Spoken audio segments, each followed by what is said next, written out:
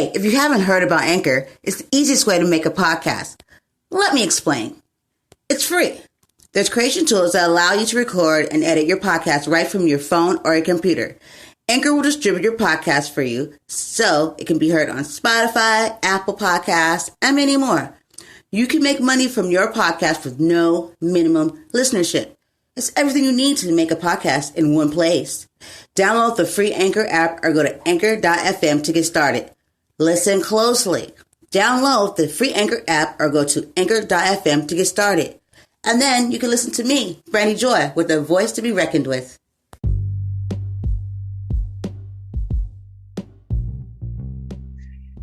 Hey everybody, I'm here with Patrick Lescarbeau, film writer, editor, matter of fact, not director, sorry. He's here, so I'm just going to just stop talking and let him tell you guys. Hey, how are you doing, Patrick? Good. Yeah, no, I'm an actor, writer, director, producer,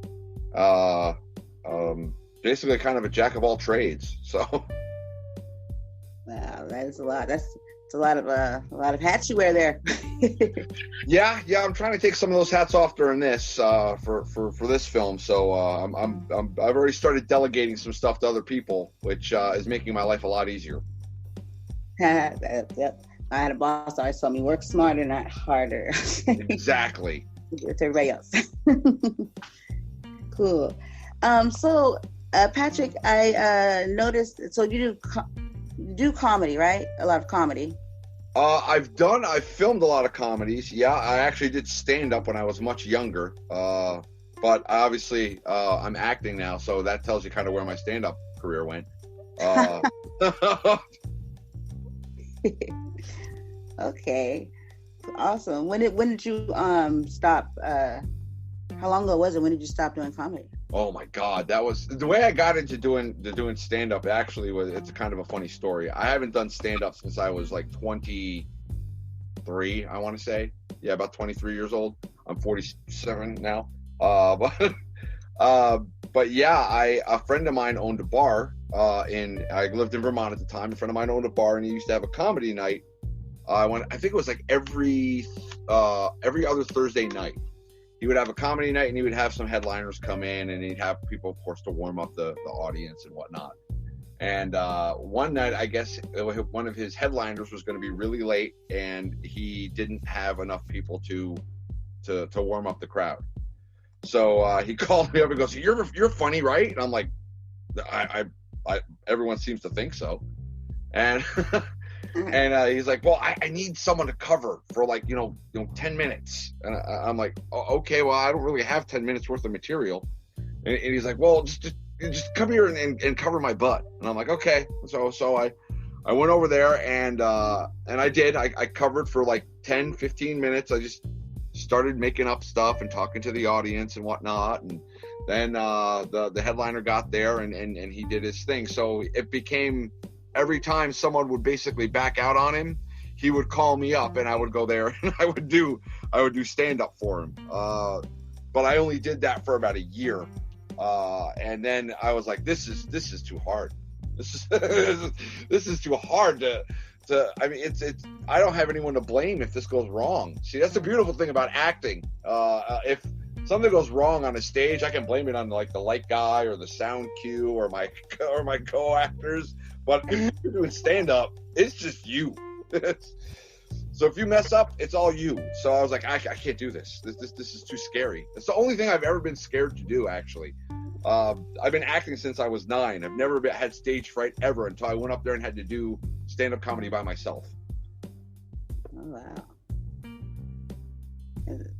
Yeah, I couldn't imagine, the nerves would just, take hold because people just staring at you, just waiting for you to make them laugh. Yeah. So like I said, in a play, if a joke doesn't go over well, you can, like I said, I can go like, oh, well, you know what? I wasn't set up for that, right? The actress didn't set me up for that punchline properly. If I mess up on stand-up, what am I going to blame it on? Like, they weren't drunk enough. They hadn't been drinking enough yet. They weren't old enough. The microphone wasn't on. No, it's on. It's it's on. You're not on. You're not. Oh. Well, it seems like you have good, humor about it yourself. So, that's all. Yeah. If you can't laugh at your own failures, then you might as well just curl up into a ball, pretty much, and just, hide away somewhere, because most of life is failure as a whole. It's what I've learned. Having 6 daughters, I've had to teach that to them a lot. That failure is an option. It's not the option that you want, but it's an option. It happens. So what you do after you fail is what really defines what the kind of person that you are. Yep, exactly. Yep, I told my son that too. I was like, it's all about what you do after. Yep. I like that. Oh my goodness! So you have 6 daughters. Yeah, so I can't put the stem on the apple. 6 daughters. Yeah, couldn't get a boy. 6 tries. Well, I have a set of twins, so it's kind of. I mean, people say you have 6 daughters. Well, I have a set of twins, so that's kind of like a one-shot deal. I keep telling my wife I have magical semen. But she was a therapist at the time, and she was doing therapy for somebody, and she said she has the cutest little boy. Maybe I'd like to have a boy. And I said, well, I hope you and your next husband are very happy, because it is not going to be with me. I don't even know what a bathroom looks like anymore. I have no clue. I go in the backyard. That's where I go. So luckily I'm a boy, so I can. I mean, even at one point in time, the dog was a girl that we had. There was no testosterone in the house except for me. I was just going to say, too, that's a lot of estrogen going around. Oh, dude. And let me tell you something. Every 28 days, I decide whether I'm going to move out or not. Oh, goodness. I can just imagine. Oh dear. So how are they far apart in age, or like? Yeah, they range from the twins are 3 years old, so all the way from 3 years old all the way up to the oldest is 22. Oh, okay. Cool. Did any of them take interest, like in film, or take after Dad? Yeah, my middle daughter Jackie, she has started taking a lot of interest in stage work, and then one of my other daughters, Catherine, she's done some theater. She's taking theater in high school, but Jackie's the one who she just loves it. It's just like a fish to water. And I keep telling her she's got phenomenal comedic timing, and I'm like, you can't train that into somebody. I'm like, I mean, the things that she says around the house, I'm just like, you would pay to have this kind of comedic timing, And I was just like, you're a natural. You got to stick with the comedy. You got to stick with the comedy. That's awesome. Aw, I have a boy. I have just one. Oh, okay. See, you were smart. You stopped. That's smart. That's smart. Yeah. He's like having like he's like a bunch like in one. Yeah. Well, see, everybody and this is one of the things that I keep talking to people about. They're all like, oh, I have kids. I have to. Like, do you have twins? No, then you don't have kids. You have a kid. You have a child. Okay. Because it's not bad enough when you have more than one kid that, you've got to deal with that. I didn't break it. She broke it. Or I don't know where it is. Somebody else. With the twins, they actually look out for each other.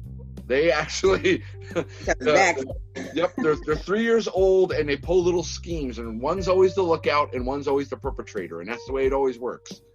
So now I've got 2 little minds working against me at a routine clip that would defy Congress. Couldn't get one of them to break, huh? No, they back up each other's stories. And they're just starting to talk, so they have their own language still, because they're twins. They have that twin speak, and they know what they're saying to each other. We have no clue what they're saying, but they know exactly what they're saying to each other.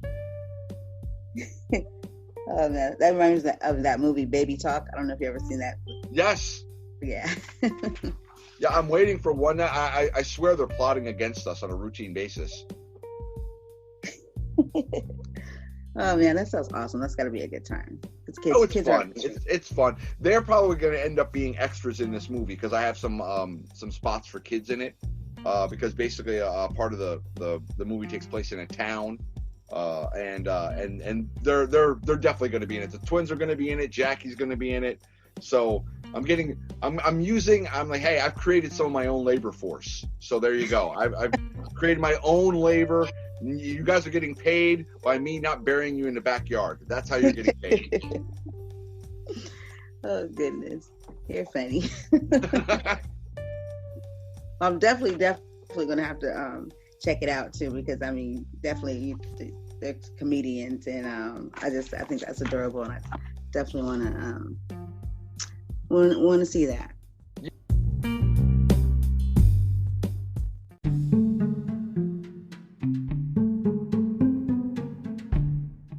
Yeah, well, the movie has got comedic moments in it, but it's actually a Western. Yes, I also, yeah. Yeah, but it's got some funny, there's some really funny characters in it. It's got some comedic moments in it. But it's the first script I've ever written. Like I said, I actually wrote the whole entire script in 48 hours. Yeah, yes, 2 days. Okay, I was going to ask you about that. That's amazing. Yeah. 2 days, I had the idea, and I was like, you know what? I need to start writing this. So I just started writing, and I had a scene in mind. So I wrote that scene. And I went, okay, well, how am I going to get to this scene, though? This isn't the beginning of the movie. This is somewhere in the middle. How am I going to get to this scene?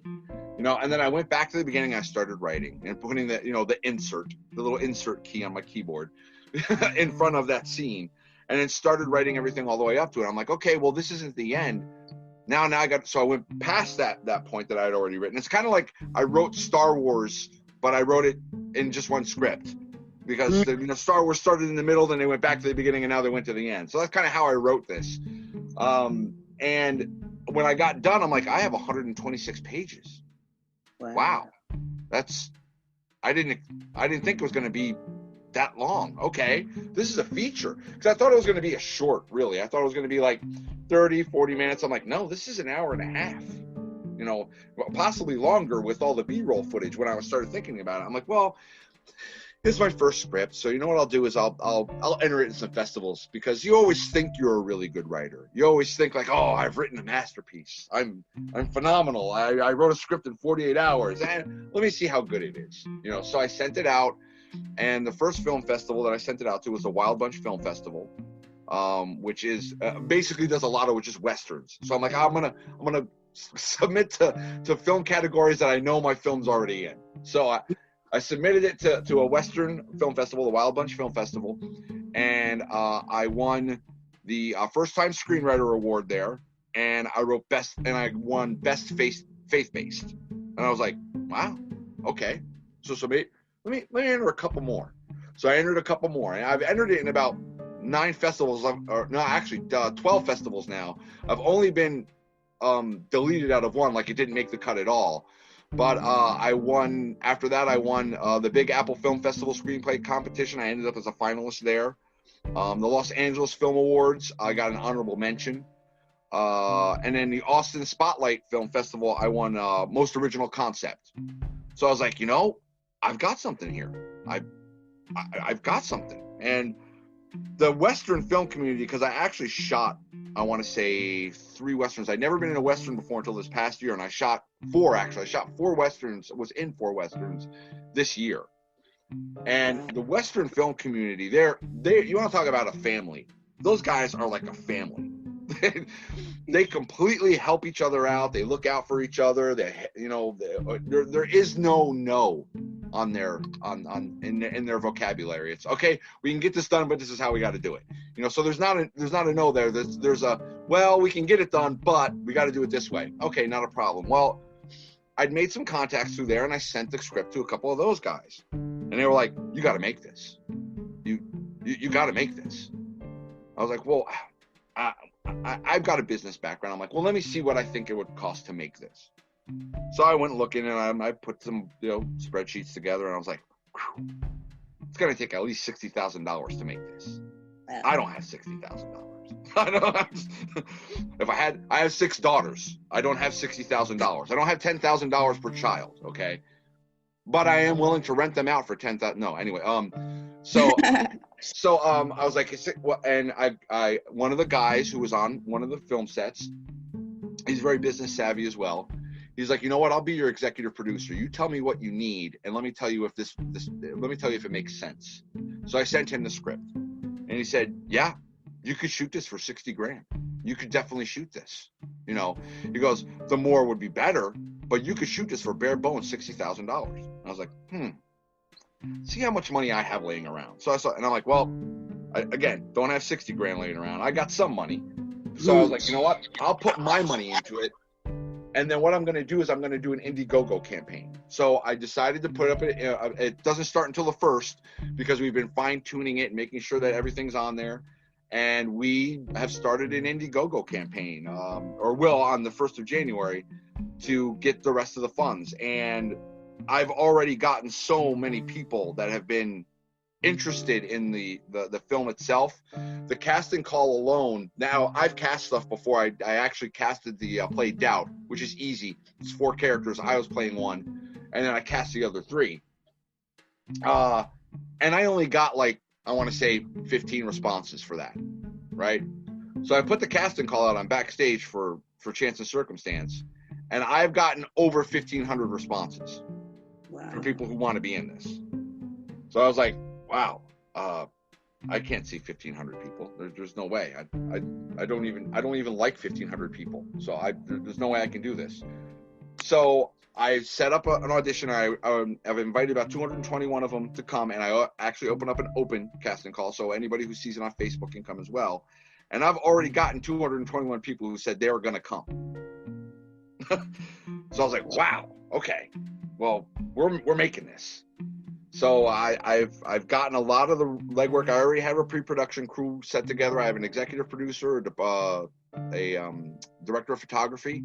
I have grips and lighting. I've got them taken care of. I've got sound, and now I have a co-director, Brent Rock, who, if you look the guy up, he is phenomenal. He's been in background on 1,000 things, and he was actually in a series called Dead Men. That's actually on Amazon. And I had worked with him on Showdown at the Brazos, which was the first Western I ever did. Oh, Bill Foster, huh? Yeah, Bill Foster. Bill Foster's the first guy who, the funny thing with Bill is, because I'd never done a Western before, I've done everything else. I've done comedies, I've done dramas, I've done sci-fi, I've done horror, I've done everything else. I'm like, you know what, I really want to do a Western, because my grandfather loved Westerns. We used to watch The Man Who Shot Liberty Valance, The Shootist. He used to read all the Louis L'Amour books, you know, all that stuff, right? So I was like, when he was shooting Showdown at the Brazos, he put out a casting call, and I'm like, I just want this one role. So this role with one guy, and he had one line, and he ended up getting shot, you know, and I was like, I just want to do that. That's because that way I could say I was in a Western. So I sent my headshot, my resume, my reel to Bill, and Bill sends me back an email going, I want you to read for this role. And I look at the role, and I'm like, Bill, that's not the role that I submitted for. That's he goes, yeah, I know. I just do me a favor, read this role for me. I just want to see something. So I read the role, and he immediately got back to me and said, no, you're doing this role. You're doing the role of Charlie. That's the role you're going to be. He's like, I want you to be Charlie, and no, you've got too much to just be getting shot in one scene and give one line. I was like, okay. So that's where I met Brent Rock, because Brent Rock was one of the leads on that. And Brent was the first person I showed, and he's the co-directing, and he's also co-starring, because I'm starring in this, and Brent is co-starring. And he was like, yeah, you got to make this. He goes, I've got some connections. We'll get you what you need. You just tell me when you want to film it. You know? So I was like, okay. And Bill's on board as well. Bill's coming out to the auditions because he wants to audition for a role. And like I said, it's a family. I'm working with a lot of people who I've worked with Showdown and the Brazos. As a matter of fact, somebody that and she hasn't gotten back to me, but I met her on Showdown at the Brazos. I want her to be my first AD, but I also met her on Myth and Legend. It's a kind of documentary about the last days of Billy the Kid, and and she was phenomenal on that. And I'm like, I need you. She goes, well, let me know what the dates are. So it looks like it's going to work. I mean, it's going to be hard, but it's going to work. And I mean, the log line of this, just to kind of give you a rundown of what the movie's about, is the movie is about the post-Civil War West, because there's not a lot of Westerns about the Reconstruction era that deal with Reconstruction as a whole. They deal with, maybe the time period after, but they don't deal with Reconstruction at all. And this movie is about two friends who are West Point graduates, but they fought on opposite sides of the Civil War. One fought in the North and one fought in the South. And at the end of the war, they reunite, and it's like nothing happened. Everything's fine. They're like, it's done. It's over with. We're cool. You fought on your side. I fought on my side. It's over. We're a country again. It's water under the bridge. But there are people, and we know this from history, who didn't leave it as water under the bridge. Mm-hmm. So they both have to fight a presence from their past if they're going to have any kind of future in the reconstructed South. Wow. That's way different. Yes, it's a very multicultural. There's Native Americans in it. There's African Americans in it. There's Asian Americans in it. I wanted it to be a melting pot, because there were towns in the South that had no problem with recombining, going, okay, it's over with. But there were towns that did, and that's kind of where some of the presence from their past comes up. And it's a wild ride. It's just a very wild ride. Okay, yeah, definitely got to see that. Definitely. So is there? So when can we be looking forward to seeing?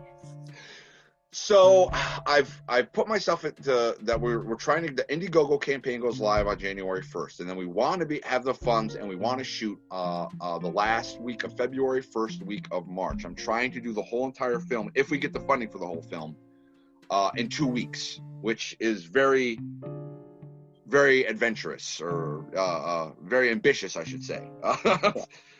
But we've looked at it, and we think we can get it shot in 2 weeks. Wow. So we would have it shot by March. That would give us enough time for post-production for us to hopefully be done by the summer festival circuit. And then, we'll go from there. We'll do a premiere out here in Texas, and then we'll start submitting it to festivals and see where we get. I mean, that's the beautiful thing about independent filmmaking now too, is that I can put it in the festival circuit, and then if I don't get a distribution deal, I can distribute it on Amazon Prime now, or I can distribute it on Hulu, or I can distribute it on Netflix. So, I mean, there's all these avenues that are open now, and the Western genre as a whole, people have kind of written off. But like I said, I've shot 4 Westerns in the past year. So there are people out there who are clamoring for this content. Yeah. And like I said, I thought it was an okay script, but everyone seems to tell me, like, this is phenomenal. This is great. Yeah, I'm excited. And, as far as Western, like, growing up, I remember my dad used to watch, like, the Westerns. It's like on the tip of my tongue. Was it Wayne? John Wayne. Yeah. Yeah, he was in The Shootist. That was his very last film, but he did Rio Grande. He did, did so many Westerns. And it's just, I remember watching them, and you probably do too. I remember sitting down with my grandfather on Saturdays and watching these Westerns. That's all we would do. All day Saturdays, we would just watch Western after Western after Western after Western. Totally. Yeah, but I'm, like you said, people have kind of like written them off. You don't really, see, hear, or anybody, taking, on a Western movie. So I don't know, when I talked to Bill, and then I saw some of the trailer from Showdown the Razzles, I was like, really intrigued. And it was just that beginning part where he wasn't even speaking. The part where the guy was talking to him, he was like, I think he's talking to him about the town where he says, like, yeah, it's got horrible women, it's got horrible booze. I think you'll love it. Yeah. It was pretty cool. I was like, oh my goodness. I was like, I gotta see this. So I'm excited I think it's gonna be great. And I think the Western is gonna come back, and it's gonna come back on a whole nother level. Yeah, and I think that's the great thing. And the great thing about Westerns, too, in my opinion, is, I mean, you are dealing with animals, which, I mean, like I said, I've got 6 daughters, so I know how to deal with animals. But that's the only big problem with a Western, to be completely honest. There's not a lot of CGI you've got to do. It's not, it's not the Avengers. There isn't all these computer graphics. A lot of it is practical. It's just getting the right people in the right setting, and making sure that everything is period accurate. And that's the big thing.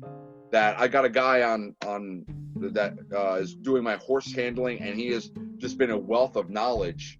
Called Bit Pruitt. He was actually an extra on Showdown at the Brazos as well, but he's a horse wrangler, and he knows all these people who know the exact period. Like, this is what they would have wore in 1877, and here's where you can get it. Here's the weapons they would have used in 1877, and here's where he knows all of this stuff. So it has been great to have those kind of resources to be able to offload some of this stuff, because I was doing a lot of research. I was doing a ton of research, like the right saddle for the time period, the right tack for the time period, the right dress for the time period. And he's like, no, I can take care of that. I'll take all that off your plate. I'm like, great, wonderful. Now I can just finish, writing these couple scenes here and then work on casting. Wow. This is big. It's a lot going on. Sounds pretty exciting though too. So it is. Yeah, it'll be shooting mostly in Texas, but right now, and this is where Bit came in. Bit found a really great area just north of the Texas border in Oklahoma, and they've got like 84,000 acres. Wow. And he's like, and you can shoot all your external stuff there. And he goes, I know the guy. We'll get it taken care of. And I'm like, are you serious? He's like, yeah. So most of it's going to be shot in Texas. Maybe 3 scenes will be shot in Oklahoma. I got to get to Texas. I got to get my travel on. I don't really travel. And a lot of awesome things are happening in Texas. I keep hearing Texas, Texas, Texas. Well, I mean, I'm a transplant. I was a northerner by birth. I'm a southerner by heart. I was born in Massachusetts. I don't try and tell a lot of people that, because, I'm in the South, and they don't look at that kindly, because we won. Anyway, but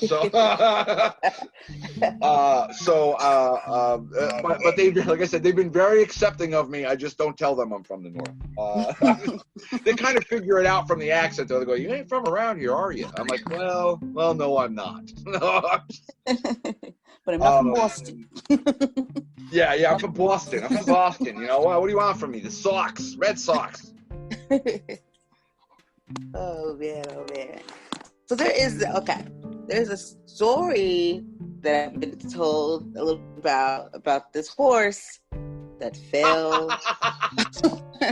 We're talking about Bill Foster here? Yeah. Yeah, so when I met Bill, this is how, like I said, and this is where that these guys who shoot these Westerns and are so into it, and they've got period accurate everything, that never say die attitude. So Bill was shooting. This is about, I think, the 3rd day I'm on set. And Bill had to ride his horse through the town. Bill rides his horse through the town, and then the horse fell and landed on Bill's leg. So I see Bill later on. He's walking around. He's got his boots on, his period accurate boots, period accurate everything, and he's got a huge ice pack on his foot. I'm like, Bill, what are you doing? What happened? He goes, the horse fell on me. I think I sprained my ankle. I'm like, oh, okay. So this is very early in the day. So for the rest of the day, he's directing, he's acting, he's making sure he's producing, he's doing all the hats that he wore on Showdown, which were a lot. And they decide, okay, we're gonna shoot Bill from the waist up, basically, or from the kneecaps up. That way we won't show his boot, during any of these scenes. We'll just kind of change that shot, so there'll be no wides, there'll be none of this. Okay, cool. So we shot that whole day. It was like a 12 to 14 hour day. We shot the whole entire day. 2 days later, Bill posts on Facebook. He had broken his ankle. My goodness. Okay? His ankle was broken early that day, and he spent the whole day acting, running around town, producing and directing this thing, and he didn't complain at all. He didn't complain in the slightest. And basically his Facebook post was, "Oh, guess I broke it." It wasn't even like, "Wow, I spent the whole day doing this and my ankle was broken." He was like, "Oh yeah, I guess it got broken." Oh my goodness. That is crazy. I'm just like sitting here like playing in my head the horse. Still like Yeah. He was more worried about the horse than he was about his ankle. He was far more worried about the horse. And the horse was fine, because trust me, I'm sure horses fall all the time. The horse was fine. Normally they don't fall on. You're talking about like 2 tons of animal on, Bill's, like I want to say 196 pounds soaking wet with a stove on his back. Okay. And he had a 2-ton animal fall on him. He's just like, yeah, I sprained it. I think I twisted my ankle. I guess it's every day you have a horse fall on you. Yeah. Not every day do you see somebody walk around after a horse has fallen on them like nothing happened. Oh man, that's funny. Oh my goodness, that's a story that will never die. Yeah, no, that I hope, and I mean, I don't know what they've got there, because he's got tons of footage for this movie. He's probably got 3 hours worth of footage, and he's got to cut it down to a normal feature length film. But I hope somewhere in the post credits, somewhere somebody tells that story about him. I that's got to go in there somewhere. It just has to. Most definitely has to. Oh wow. So Patrick, I also I was going through a list of you have done a lot of stuff. In 3 years, by the way. Remember, that's only 3 years worth of my acting at this point in time. I've been acting since I was 9, but it was all stage, and I took about 13 years off because kids, and getting married and moving and stuff like that, and having a real job. I guess that's what people call a real job. This is actually more of a real job than I've ever had, but I'm having more fun. But yeah, I've been in about, I want to say 50 something, and these are just things that are on like my IMDb page. I've been in the last 3 years in over 70 productions, 70 films, short and feature and what have you, commercials even. There are some commercials. Most of them are online. One of them is, I hope nobody sees it. But anyway, but yeah, I've done quite a bit in 3 years, and I didn't think I was going to be able to pull that off in 3 years. I had no idea that I could even still act, to be completely honest, until about 6 years ago, when a friend of mine said, "Hey, you should really try this again." Wow. Yeah, I was like just, and then actually I was on the IB, IMDb. Yeah, and I was like, this can't. I was like, it just kept going. I was like, no. Yep. I've been in. Now, a lot of those movies have only been on the festival circuit because I haven't gotten distribution deals. But some of them, and some of them are in post production. Like one of them that I just shot called Stroke of Luck. I shot that up in Stockbridge, Massachusetts this past October. That won't come out until about, I want to say, November of this year, probably. But that was a feature that I shot that'll be coming out in like November. But that was funny because I basically got to go. It was really hysterical because Stockbridge, Massachusetts is literally, and this is no lie, 30 minutes from where I was born in Massachusetts.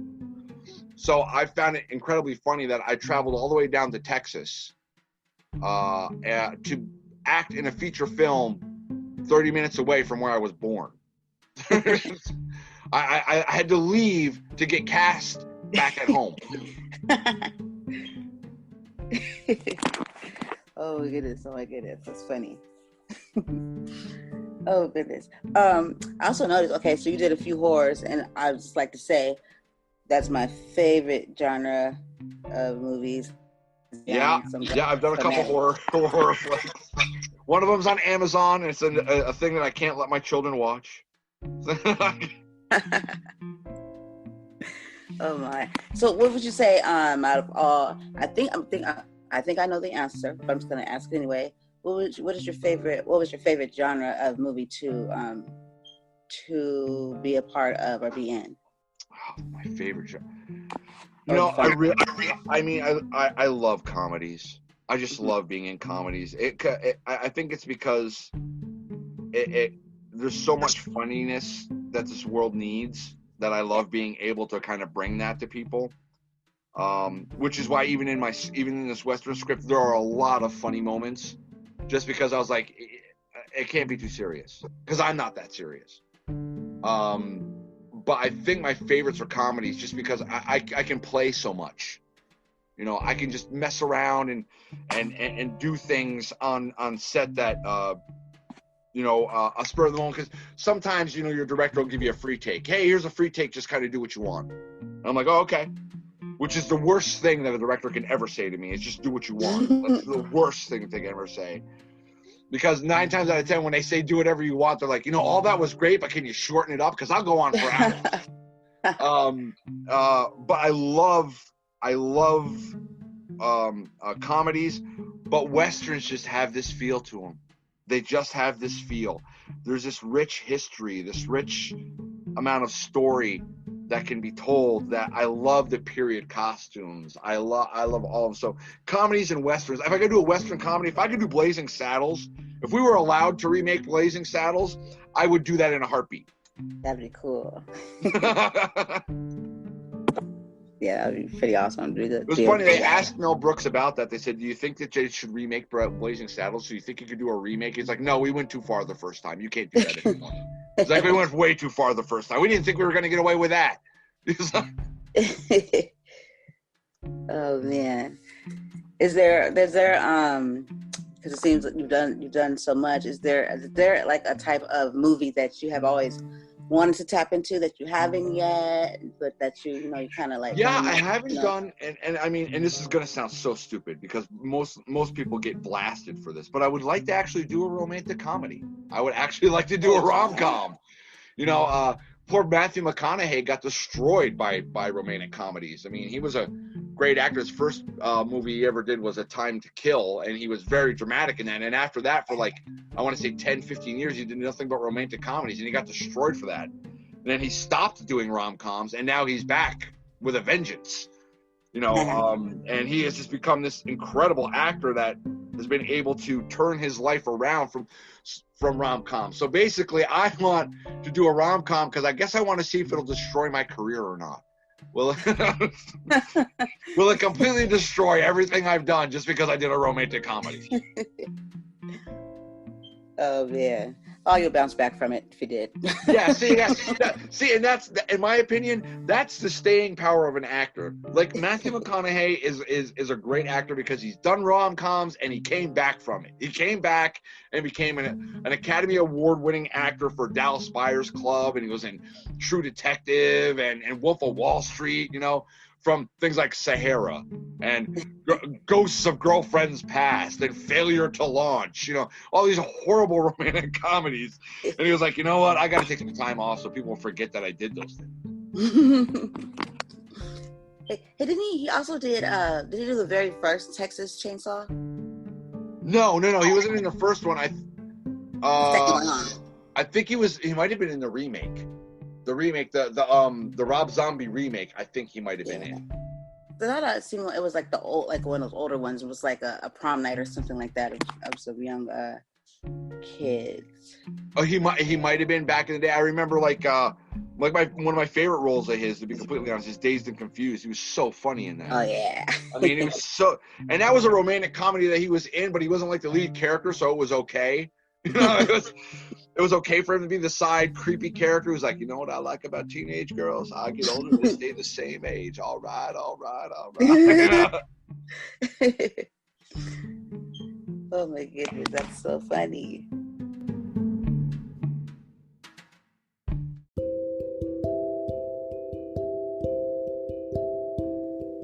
While every shelter pet is unique, some love a good game of fetch, and others would rather snuggle on the couch together.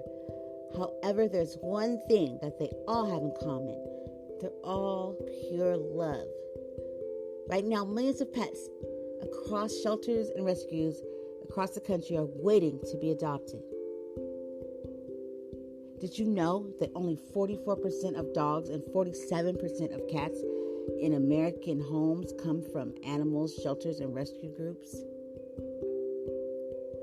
The unique qualities of each and every shelter pet add up to an incredible bond between every shelter pet and parent. I love pets, and I think they're just so giving and loving, and they just show you the best, of what love is. And this is all from an little animal. They come in all sizes, big, small, furry, not furry. But like I said, love. If you're thinking about getting a pet this holiday season, make sure to visit the shelterpetproject.org. Brought to you by the Ad Council, Maddie's Fund, and the Humane Society of United States.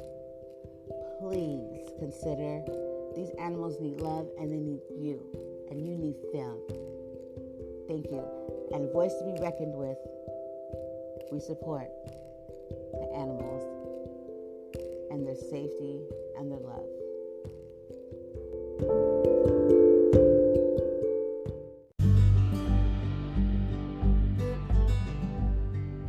And there's this one, it's the tip of my tongue, but it was something with these, and I don't know if it, for some reason, mud or something like that has something. Oh yeah, mud. The name of it was Mud, and that wasn't a horror. Well, that was more of a suspense. It wasn't so much horror, but that was after he had come back.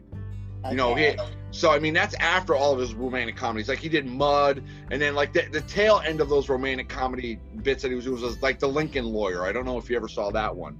No, but that was one where, he was like, okay, I got to get back to really acting, and The Lincoln Lawyer is like a drama, but then he kind of stopped after that. He's like, because The Lincoln Lawyer didn't do very well at the box office. So he's like, I need to give people a break from me for a while so they forget who I am and I can reinvent myself. And he did a phenomenal job with it. Yeah, for sure. Hands down, did. Yeah. Pretty awesome. I've been having such a good time sitting here talking with you. Let me tell you, yesterday it was just so weird. I told you, that I thought I had, I thought I was talking to a person and then another person, and it was just weird that the whole time it wasn't you. You could write a whole movie about that right there. You could write a whole movie about, thought you were texting the wrong person, thought you were and then, that might be a horror flick right there. That could be a horror movie. Right, because it was going along just fine. He was like, okay, and I think in actuality it was Aaron Hawkins. And I don't know what I did. I was programming the numbers, and I don't know what I did. I just know I was just thrown off a little bit by a comment that was made, and he said something. I was thinking like, well, why did you say that for? I think we already got that established. But okay. Then it all made sense, and I was just like, and right when I saw, should we reschedule? It's like, I was like, oh, what? No. Oh no. Oh no, I've been texting the wrong person. Yeah, I'm still a little confused from that ordeal. But, hey. You may have just given me my next screenplay. Oh man, that's. I always have these crazy since I've been going on a year almost that I've been podcasting, and every time I'm always known as that audio girl. So that audio issues every time, but I always come through. But it's never been a time, or it's just something. And then it was yesterday's ordeal. Well, you laugh. I was on a podcast, and it was somebody's first podcast ever that they were ever doing, and we did about, I want to say, 40-something minutes of talking about film and just kind of random stuff. And all of a sudden, I get a text from him saying, "I only have 2 minutes of audio, and then I have 40-something minutes of silence." Because I didn't merge it or whatever he was using to do it with. And I was like, oh wow, really? He's like, yeah, can we redo the podcast? I'm like, yeah, sure, that's fine. Just let me know when. And we redid it today finally. And I got a text from him like 10 minutes after, goes, I kept all the audio's good. I went all the way to the end to make sure that was there. I went in the middle. It was all good. Yep, we're worked now. But yeah, it's technology, man. You got to love it. Yeah, I understand that pain right there too. I just got through dealing with something like that, but I worked so hard at it.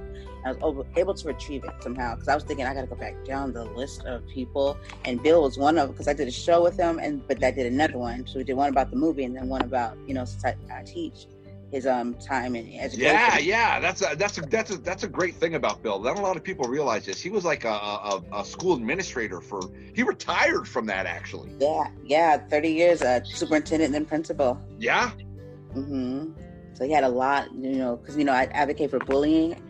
So I'm just really like working hard, trying to, get something going. And, cause my son, I just removed him in like less than a year, 3 different schools due to, him being basically assaulted, and school's not really doing much. So it was good to hear, Bill give me advice from his perspective and what he's, and how, what he dealt with it, and how, it just was good. It gave me a lot of... Yeah, I mean, Bill is, like I said, you see him and you're like, yeah, I definitely see this guy in a Western. But he's got this other side to him that is completely like understanding, thoughtful, compassionate, very high-minded, and it's just like, wow, oh, okay. Yeah. You can't judge a book by its cover. You surely cannot. At all. I was trying to explain that to my students, because I usually work with kinder through third grade, and something they had said, and I said, you can't judge a book by its cover. I said, do you even know what that means? They're like, no. I was like, well, I think it was dealing with each other, because they've been having a rough time treating each other with respect. This year has been really, really hard. That's my daily goal, is like, how do I get these kids to respect each other and learn how to treat each other better? I remember, okay, so I have 6 daughters. Here's what I found as effective: a bullwhip and a taser. I can get away with that at home. Oh my goodness, that's funny. I don't know, bullwhip, but I've tasers have crossed my mind before. Well, the 3-year-olds, because this is the 3-year-olds. This is their first like real Christmas right now, like where they understand it. Before it was just like, oh, mommy and daddy have woken us up and they're trying to get us to open up stuff and tear paper. Okay. Well, now they're like, oh, Santa, like they're saying Santa, and they're like saying, oh, reindeer, tree, so they've got all the words, right? They got the beginning of their words. So this year, my wife has gone overboard with decorating, because she just loves to decorate. I love this is my favorite time of the year as well, but she has like gone into overdrive decorating. And we have literally, this is not a joke. We have 1, 2, 3, 4. We have 7 trees in the house. Okay. And outside of the house, in and outside.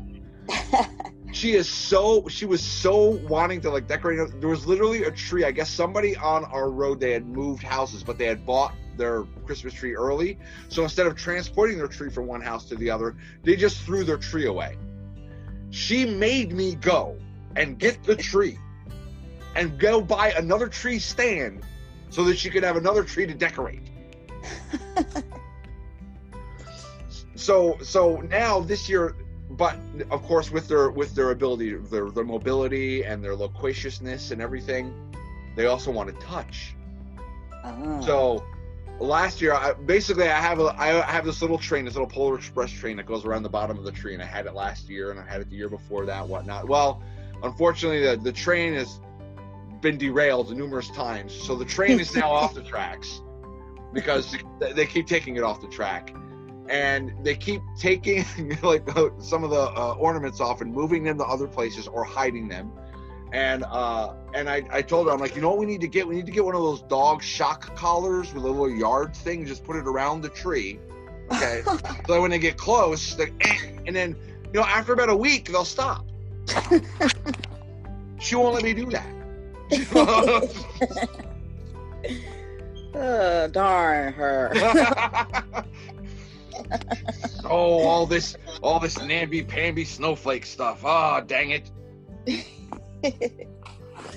Oh my goodness, that's funny. Patrick, thank you so much for you definitely got to come back by here, right? Oh yeah. Well, anytime you want me to come back on, I'll definitely try and clear my schedule. I'm pretty busy up until the 21st, but after that, things will slow down for a while until the Indiegogo starts, and then things will get crazy all over again. For sure. Yeah, definitely. And you're a member of the What's to Be Reckoned With family now, so anytime you're definitely welcome. Great. Just let the one thing you can let your listeners know, and everybody else that you know, is that they can find all the information about the film. It's got a Facebook page called Chance and Circumstance Film, and I'm making announcements there as things progress. The Indiegogo campaign will be on there, and we've got some incredibly great perks as part of our Indiegogo campaign. It ranges anywhere from $5, like you can just give $5, all the way up to there's a $3,000 donation you can do, which will get you a walk-on part in with the principal cast in the movie.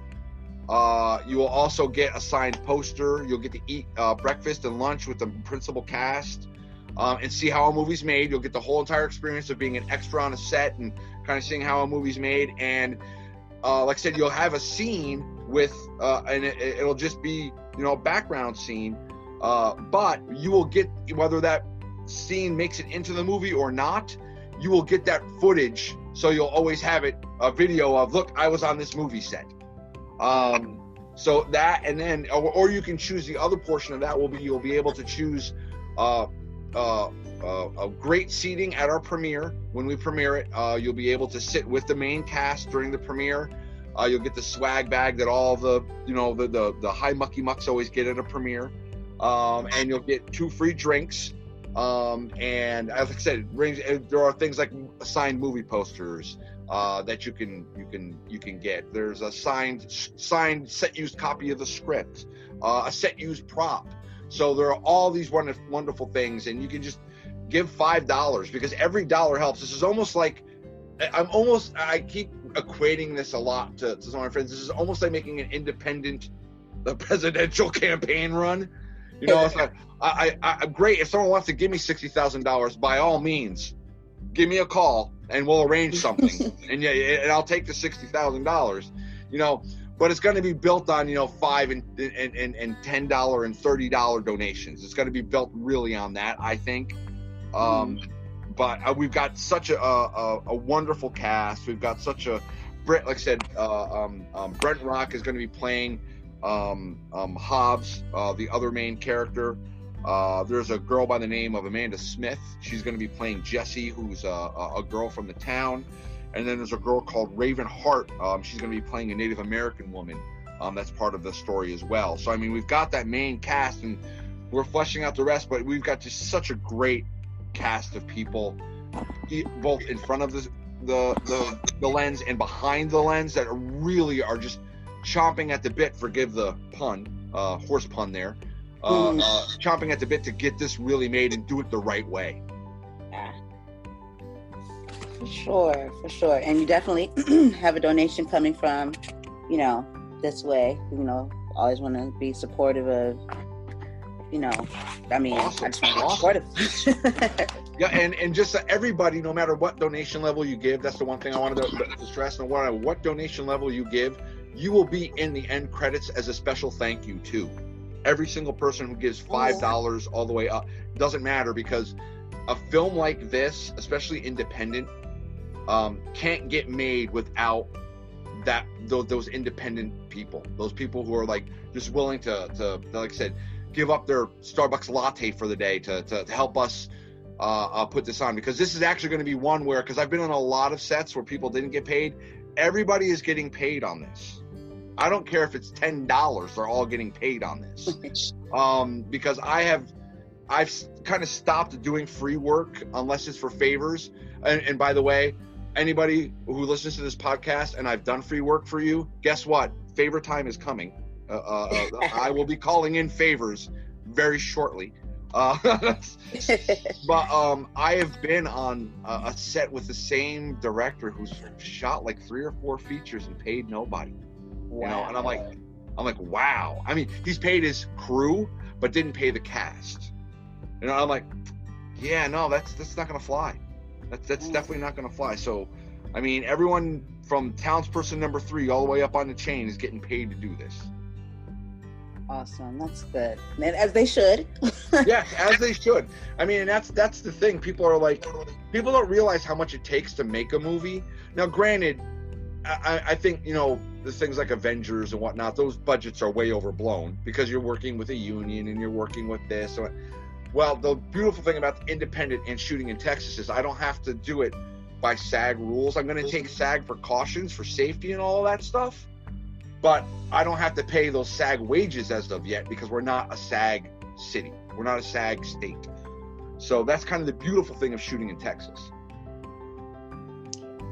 I got to get to Texas. Yeah. Come on down. Come down during the winter, though, because, again, as a white boy from the north, let me tell you something right now. As a white boy from the north, my first summer down here, I just about damn near melted because it was like 105 for like 90 days, 100 days straight. And in the Northeast, see, I'm a smoker, which I don't advocate smoking, but I am a smoker. So in the Northeast, during the winter, you don't smoke because it's too cold. Down here, during the summer, I literally went outside, the cigarette lit itself on fire.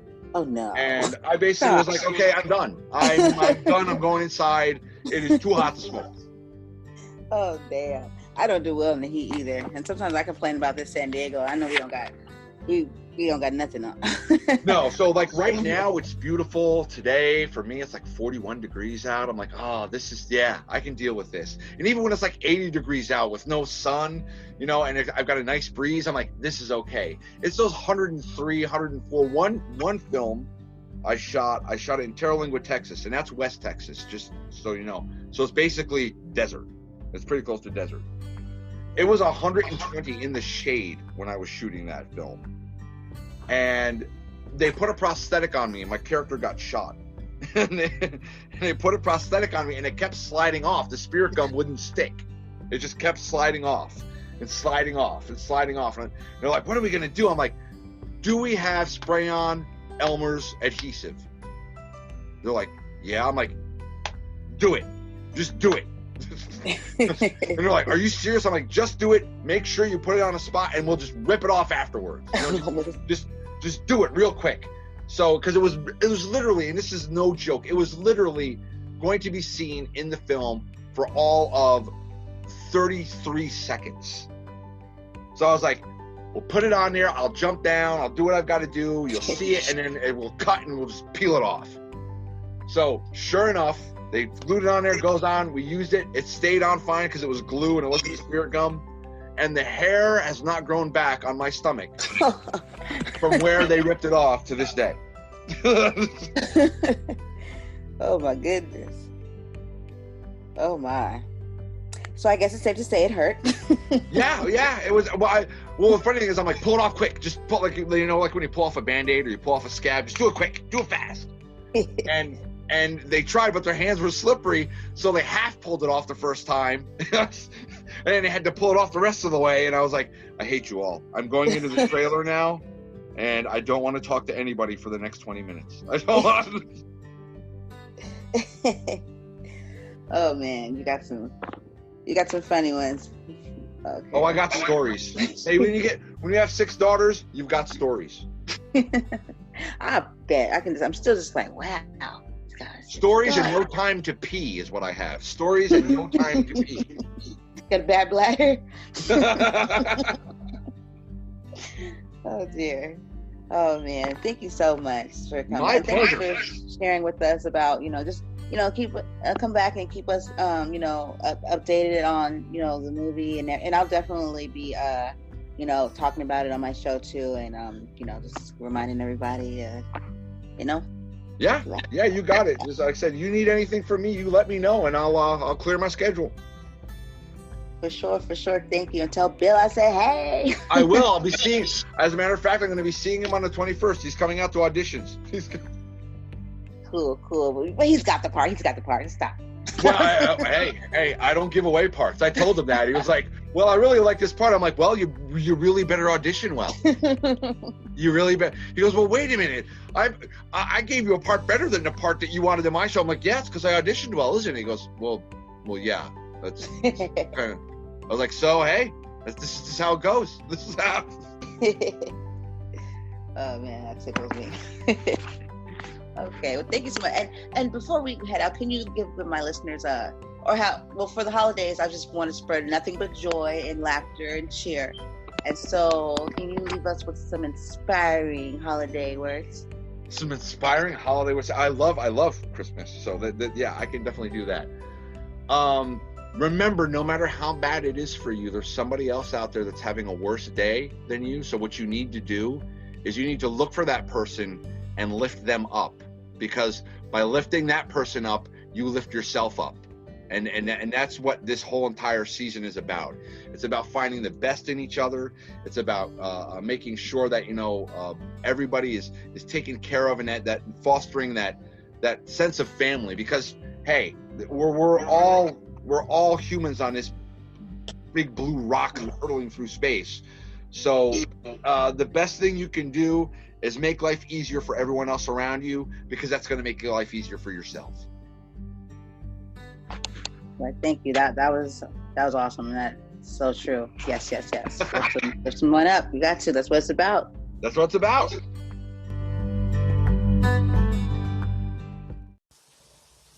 Thanks, Patrick. I had an amazing time with you. I feel like I've known you for a while. You're hilarious and you crack me up and you kept a smile on my face. I can tell you're that type that keeps smiles on people's faces. You're amazing and you're always welcome here with Brandy Joy and a voice to be reckoned with. And I'm pretty sure we'll be coming across each other again soon. Thanks, Patrick. Happy holidays.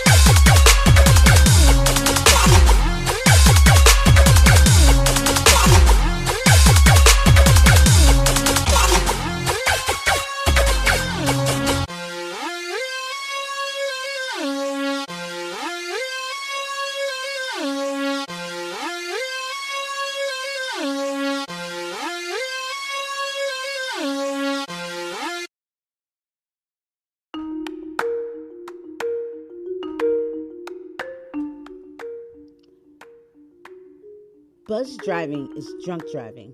And if you need to do something to feel okay to drive, you're not okay to drive.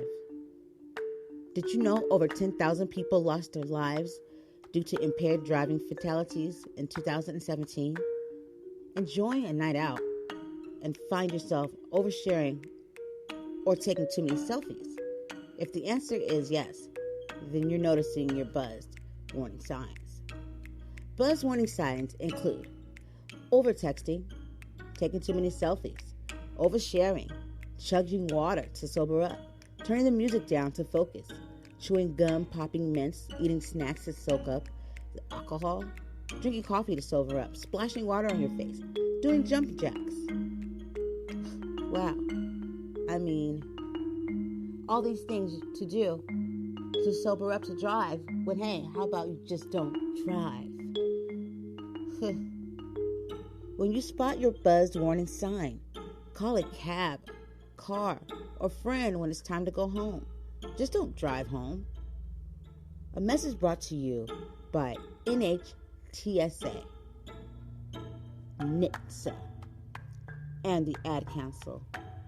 Thank you, and a voice to be reckoned with. We support the no drinking and driving. Senseless, careless, and just wrong.